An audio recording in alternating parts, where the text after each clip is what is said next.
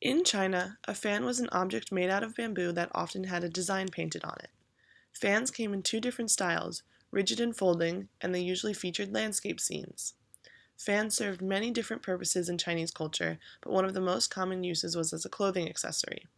Based on design, a simple clothing accessory served as a sign of an individual's role in society. A fan owned by an official, for example, would have been decorated differently than that of a member of the working class. In the novel, Zhao Shichin incorporates fans to develop characters of the Jia family, such as Jia Baoyu and Lin Daiyu, and establish their place in the family. Fans were also viewed as good luck charms, and their specific designs served as different symbols of beliefs and hopes of the Chinese. One symbol commonly found on Chinese fans was the fiery red pomegranate blossom, which was believed to scare away evil spirits.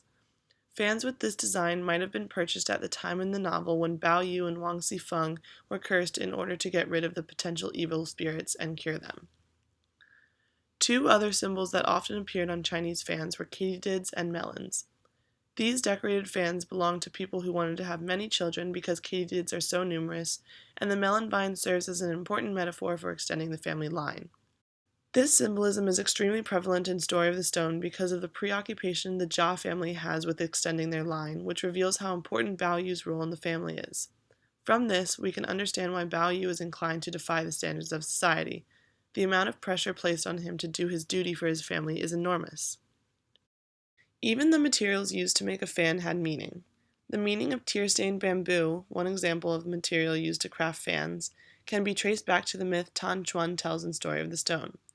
After the death of Emperor Shun, it was said that his two queens went looking for him along the banks of the river Xiang and turned into river goddesses, also known as naiads. Their tears became the spots on the tear-stained bamboo, which is often found along the banks of the rivers. Tan Chuan explains that this is why the bamboo is called Naiad's Tears, which is extremely fitting because the house that Dai Yu chose to live in Prospect Garden is named Naiad's house. This is why Tan Chuan gives Dai Yu the nickname River Queen, because she cries so much that it shouldn't be surprising at all if one of these days the bamboos in her courtyard all turned out to have spots on them. Not only does Dai Yu's fan material explain her tearful, emotional nature, but it also connects her to the crimson pearl flower, who was destined to repay a debt of tears shed during the whole of a mortal lifetime. Dai Yu is an incarnation of the crimson pearl flower, so it is appropriate that she is connected to tears in so many ways. Character development through fans continues when Skybright is irritated and upset, and Bao Yu attempts to please her by encouraging her to rip up his fans, on the principle that these things are for our use. If you prefer to tear them up because it gives you pleasure, there's no reason why you shouldn't. This demonstrates how extravagant the Jia family is because even though fans are not expensive, they are not cheap either. It also shows where Bao Yu's priorities lie because rather than adhere to his position in the family, he is more focused on getting girls to like him by pleasing them, as he does Skybright.